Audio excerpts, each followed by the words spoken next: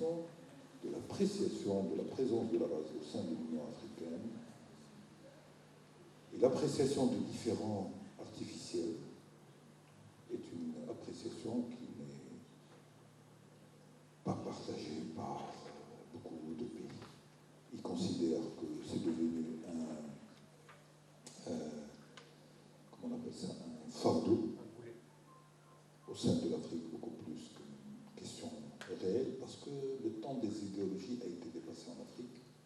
Il reste encore un petit noyau qui continue à se mouvoir dans le passé. Et la majorité des dirigeants en Afrique sont des gens hyper pragmatiques qui regardent l'avenir. Ils veulent du concret dans les relations. Ils connaissent quels sont les enjeux, les défis qu'ils sont en train de vivre. Et qu'un pays seul ne peut pas. Et qu'il faut une solidarité. Et que l'approche du Maroc est très appréciée. Relations sud-sud, partenariat sud-sud, coopération concrète, directe, démarche directe, présence économique, échange, dimension de sécurité, dimension de ceci, dimension de cela. C'est apprécié. Le Maroc apporte non seulement des paroles ou de la pression, mais il apporte du concret dans les relations et qui donne une perspective avec des ambitions beaucoup plus, autrement plus intéressantes que ce qui se passe aujourd'hui entre beaucoup de pays africains. Le 9 septembre dernier, une loi importante a été votée par le Congrès américain, c'est la loi Gesta, 4 mois après qu'elle ait été approuvée par le Sénat américain. Et c'est une loi qui crée un précédent dans le droit international, puisque désormais, les Américains pourront poursuivre des États devant les tribunaux pour demander des dommages et intérêts contre des préjudices que ces États auraient imposés à ces citoyens américains. C'est un précédent dans le droit international. Le Maroc a été très courageux. Votre département ministériel a publié un communiqué dans lequel il se positionne en soutien clair et net vis-à-vis de l'Arabie Saoudite, qui est le pays visé par cette loi.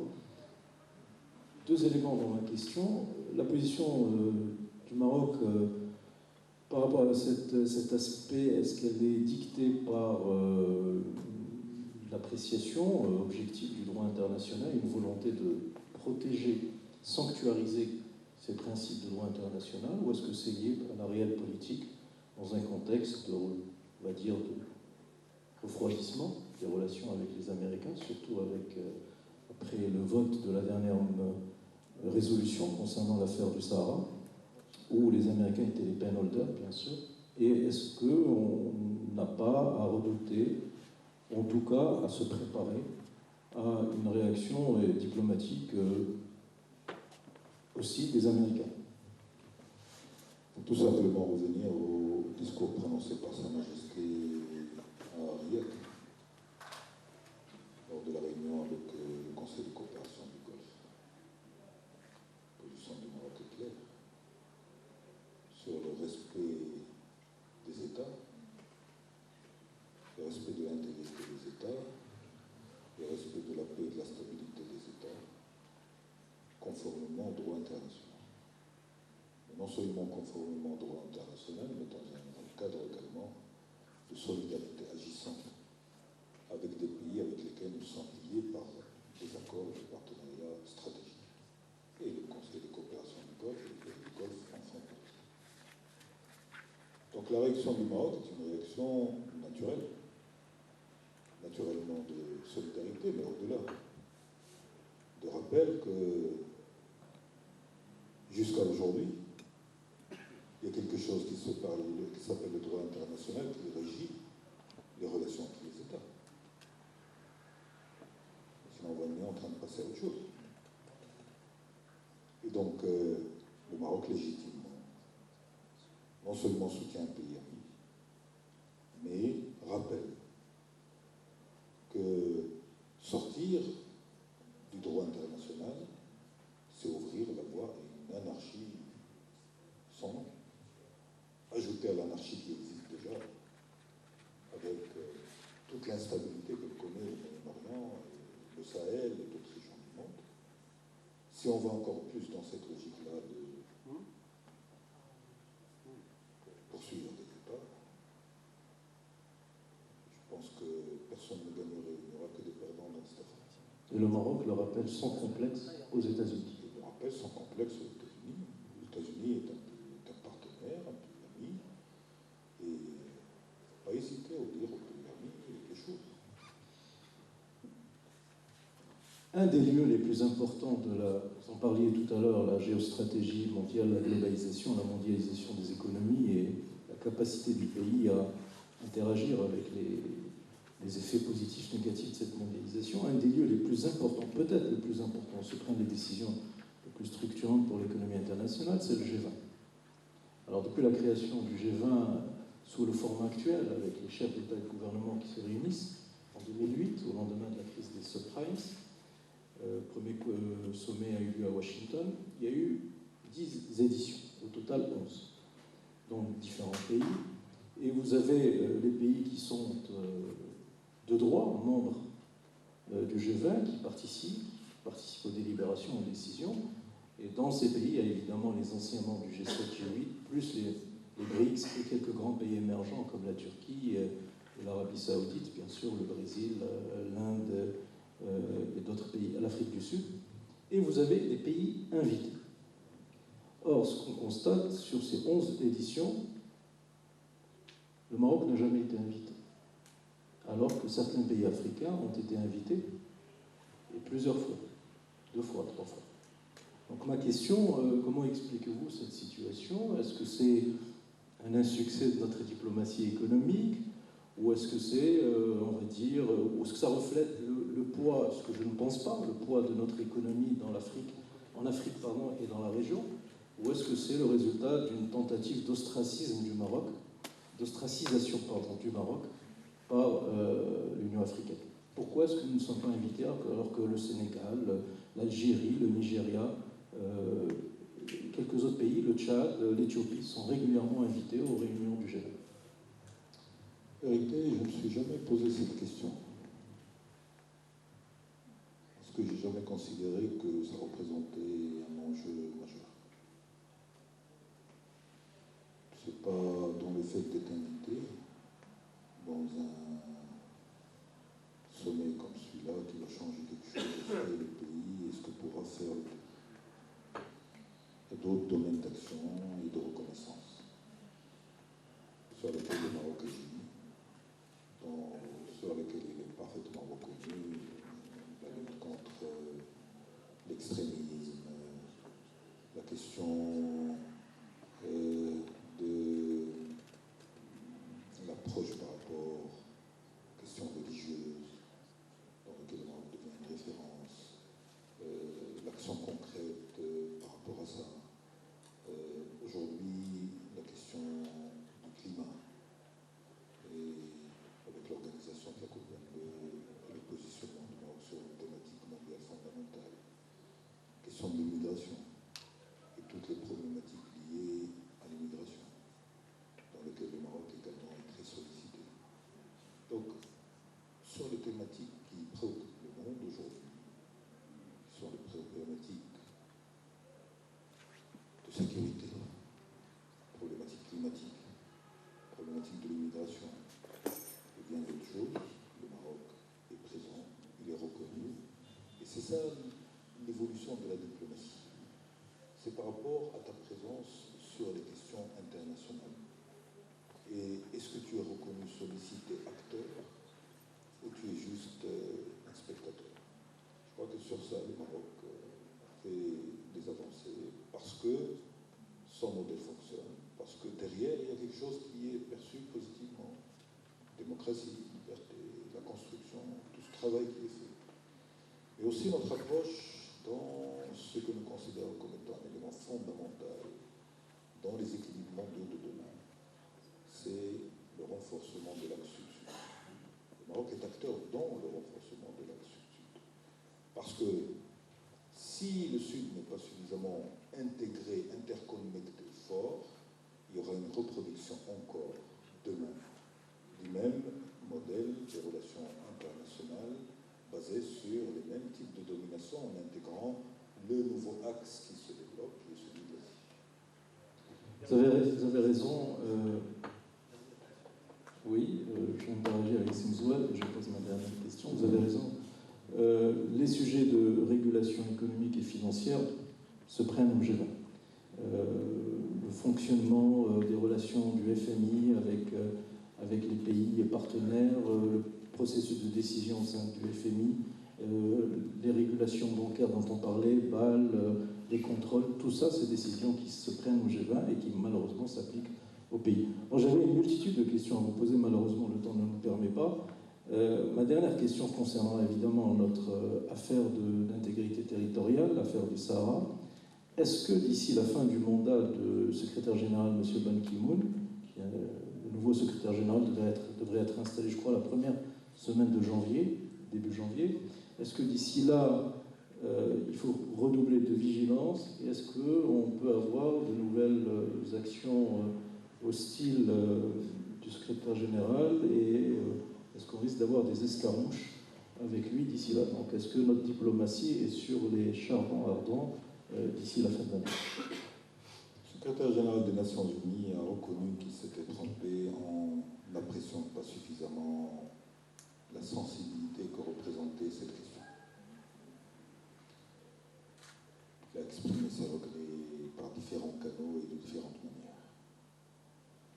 La manière avec laquelle le Maroc a géré cette phase a été plus qu'appréciée par la communauté parce qu'elle a démontré qu'on ne lésine pas sur les questions essentielles avec le Maroc.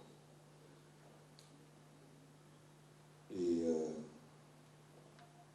il faut savoir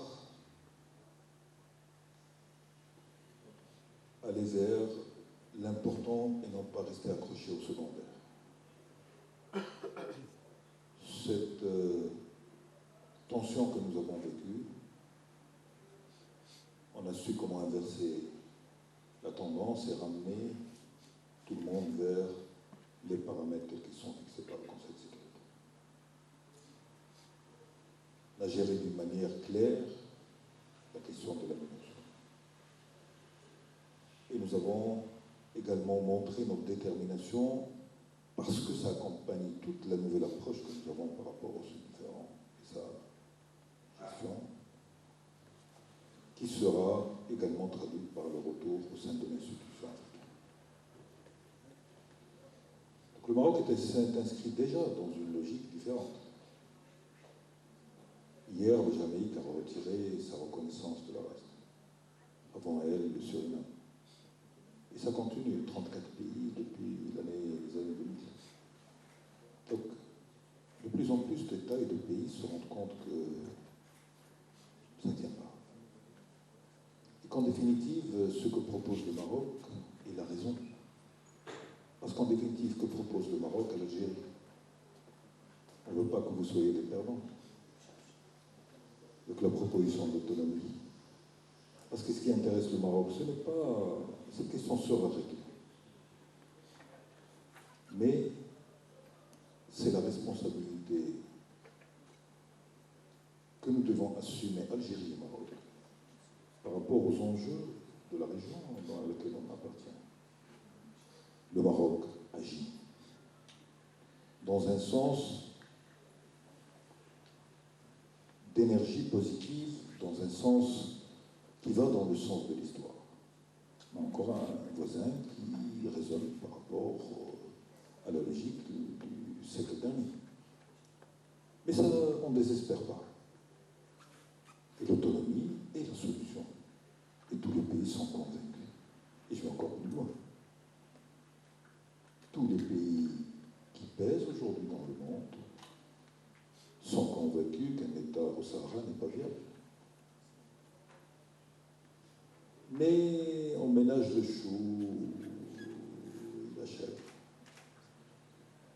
Et comme c'est un différent d'une intensité faible, comme il est d'une intensité faible, on le gère comme étant indifférent d'une intensité faible. De temps en temps, on essaye de le faire ressortir pour qu'on ne l'oublie pas. Mais tout le monde est convaincu qu'un État au Sahara n'est pas viable, dans le cadre de l'insécurité qui prévaut au niveau du Sahel.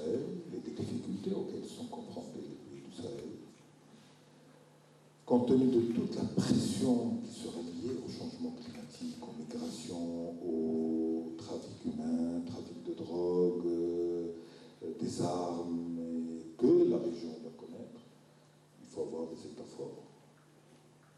Et à l'avenir, la prime sera donnée aux États forts. Et donc, on gère cette question avec la sérénité nécessaire, mais aussi avec la fermeté nécessaire. Et jamais on ne permettra à qui que ce soit d'aller au-delà de ce que les limites du raisonnable dans un cadre de processus dit onusien se pratique, se fait. La logique avec laquelle le Maroc agit, travaille, il y a une fermeté, il y a une unanimité nationale qui personne, quand même, de voir, on a essayé, mais personne n'a pu toucher cette unanimité, parce que c'est une réalité de l'attachement d'un pays à son pays. C'est aussi la dynamique que les régions, les provinces du Sud sont en train de connaître sur un plan économique, sur un plan d'investissement, sur le plan du positionnement de ces régions par rapport au continent africain, etc. Donc, le Maroc agit, il continuera d'agir. C'est un joueur qui compte, c'est un acteur qui compte dans la région et au-delà. Et donc, tout le monde prendra en considération cet élément et tout le monde cherchera à composer avec le Maroc dans un sens beaucoup plus de construction que de recul. Merci Simzo. Je passe la parole à Céline. Merci, c'est Mohamed. Alors, moi, je serai plutôt bref. Je sens que la salle voudrait, elle suit avec beaucoup d'intérêt ce que nous disons, et elle voudrait aussi vaquer à d'autres occupations. C'est Ahmed Hassan.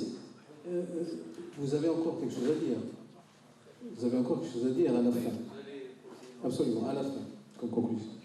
Non, moi, je voudrais partir du discours que je considère assez historique, du discours royal devant le Conseil du Golfe, et à ce que vous avez dit au début de votre intervention, qu'il y a un déplacement du centre de gravité vers l'Est, et qu'il y a des bouleversements, et qu'il y a également un changement de rythme à l'échelle internationale. Et moi, je voudrais poser la question de savoir, est-ce que nous savons aujourd'hui, en plus bien sûr des questions qui sont, si vous voulez, les axes, les dossiers de notre diplomatie, c'est-à-dire le Sahara, la diplomatie religieuse, la diplomatie subsaharienne, le comité Al-Quds, la lutte contre le terrorisme, la migration, l'environnement, et d'autres défis, la faible mobilisation des opinions publiques européennes pour le dossier du Sahara marocain, le double langage de l'Occident, la stratégie algérienne de déstabilisation, etc. Est-ce que nous avons aujourd'hui l'outil diplomatique à même de changer, si vous me passez l'expression, le fusil d'épaule, afin d'affronter tous ces défis? Pourquoi je pose cette question? Parce qu'il y a un autre discours royal, celui de 2015, où il a été très sévère à l'encontre de l'outil consulaire. Est-ce que nous pouvons trouver un parallèle entre les deux outils? Est-ce qu'il y a des actions à mener pour, si vous voulez, moderniser, s'il y a lieu, notre outil diplomatique et consulaire? C'est-à-dire, est-ce que le problème se pose au niveau du personnel qualifié, de l'esprit militant, si je peux employer le terme, des critères de nomination, de la formation? Y a-t-il, d'après vous, des questions à porter à tous ces points? Dernière question à laquelle je voudrais que vous répondiez, c'est: est-ce que les directives royales concernant les consulats ont été, ça fait une année et un peu plus d'une année, qu'ils ont été donnés, quels ont été les résultats, ont-ils été concluants? Merci. La nature de la diplomatie et du diplomate a changé. La diplomatie est passée et doit passer de la logique de représentation d'État et de défense des intérêts naturellement supérieurs, particulièrement à la question nationale qui était toujours au centre de l'action diplomatique, à ce qu'est la réalité du monde d'aujourd'hui et de demain.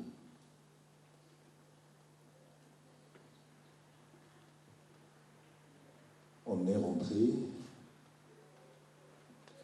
dans une phase où la diplomatie multidimensionnelle doit être un facteur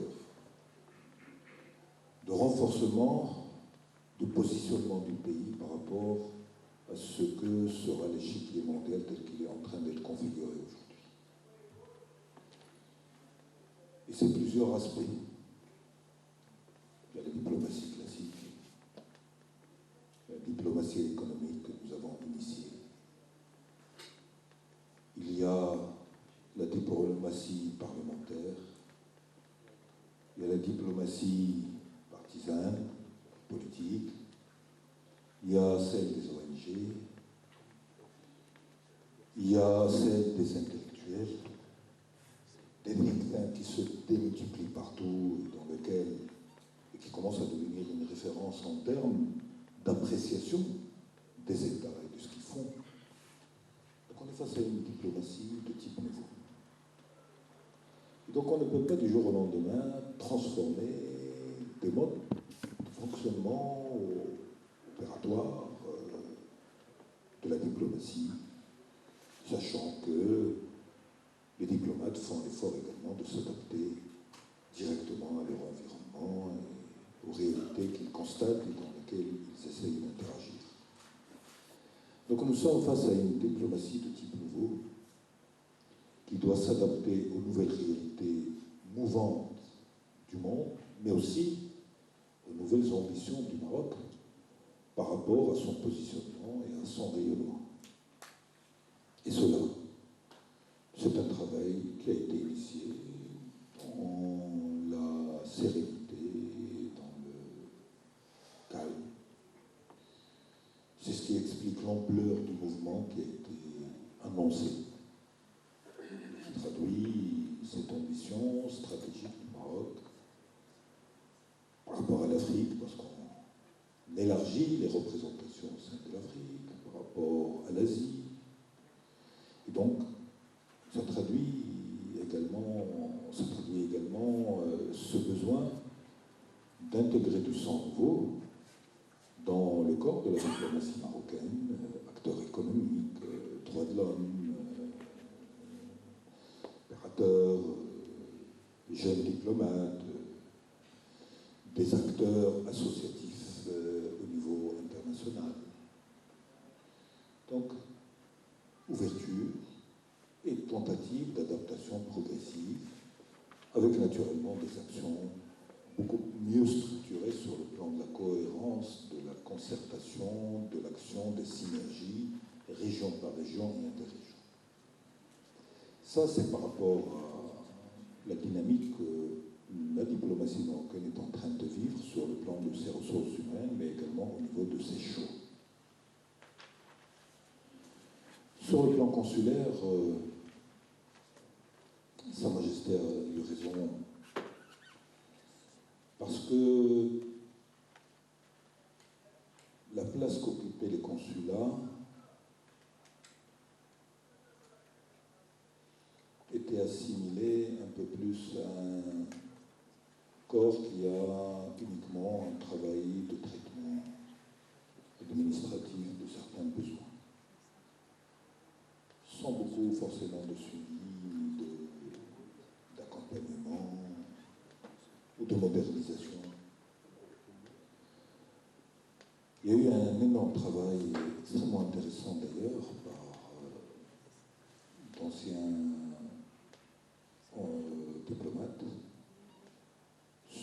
réforme consulaire et la modernisation de l'outil consulaire. Mais il fallait cette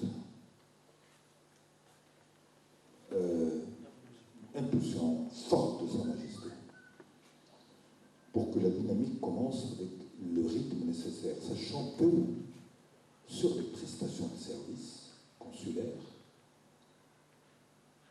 le ministère des Affaires étrangères et le consulat n'est qu'un prestataire de services de choses qui sont décidées au niveau de la justice, au niveau du ministère de l'Intérieur et d'autres départements. Donc il fallait mettre tout le monde autour d'une table pour décider des mesures à prendre pour simplifier la vie. Donc on a fait beaucoup de choses, parmi lesquelles l'adoption de l'apostille, qui élimine combien de signatures et de problèmes. Nous travaillons pour que l'informatisation du registre de l'état civil puisse faciliter le travail, parce que الناس ما زالت كتكتب في الكماش وكدير داكشي يعني بطريقه تقليديه. On travaille pour que le paiement à distance puisse se faire, pour ne pas obliger les gens à se déplacer, sauf quand il s'agit de la carte nationale, parce qu'il faut qu'ils la posent ceci ou cela. Donc on essaie de faire de sorte qu'à travers la simplification des procédures et des décisions, on puisse rendre le travail consulaire beaucoup plus simple et beaucoup plus humain. On a intégré la dimension sociale dans le traitement des cas, naturellement. Les citoyens marocains, il y a ceux qui perdent leur travail, il y a ceux qui perdent des choses, etc. Donc il faut de l'accompagnement, donc on essaie de renforcer tout ça. Mais est-ce qu'on est en train de voir avancer? Je dis oui. Dans beaucoup de consulats, il y a beaucoup de progrès. Il y a d'autres, il y a moins de progrès. Mais il y a une dynamique qui est enclenchée. Ça ne sera pas un changement comme ça. Parce que ça concerne des êtres humains, ça concerne des opérations, ça concerne des méthodes, ça concerne des procédures, ça concerne aussi des habitudes. Nous essayons de faire de sorte de maintenir la confiance et la mobilisation des acteurs, tout en les contrôlant. Les gens peuvent commettre des erreurs. Mais une erreur n'est pas forcément interprétée par une sanction. Si toute erreur est sanctionnée, on va bloquer le système. Il faut laisser les gens agir et les bonnes volontés, les initiatives se prendre, même s'ils se trompent, du moment que ça va dans la bonne direction. Donc, il faut aider, il faut accompagner. Les réalités de nos Marocains à l'étranger aussi a évolué. Leur perception des choses ont évolué. Leurs exigences également ont évolué. Donc tout ça, c'est de l'interaction. Il faut aider à ce que la dynamique puisse aller dans la bonne direction. شكرا على صبرك معنا السي صلاح الدين بزوار. مسك الختام ربما هو الكلمه يعني اللي غادي يقول السي احمد، وشكرا على الحضور، والى مناسبه اخرى ربما تفضل. شكرا سي صلاح الدين زوار على حضوره واسهامه، وشكرا للاعضاء حزب التجمع الوطني الاحرار. النظر الى هذا الموقع، موقع بلدنا وسط تحولات العالم، ان الوعي بالانتماء الى الوطن والى القاره افريقيا والى المغارب هو وعي متجدد، وان المرحله اللي احنا فيها تعرف تناميا للانتماء الى افريقيا، كما تعرف أيضا صعود الدور الإفريقي مغربيا، أن التدبير السلمي لشؤوننا بحاجة إلى تحصين المجتمع من الكثير من التهديدات المحيطة، وأن المغرب له عبقريته المتمثلة في التجذر مع الانفتاح على الحداثة، فهو له ثوابته الهويتية، لكنه ليس أبدا بلدا مغلقا على ذاته. أن الاقتصاد الوطني تعرض لصدمة، وأن هذه الصدمة تعرض لها في إطار أزمة مالية دولية، وهو ملزم بتدبير وضعيته في إطار هذه الأزمة، مع الانخراط في العولمة الذي هو أمر حتمي، ولكن لتقوية الاقتصاد الوطني لا بد من الاستثمار الداخلي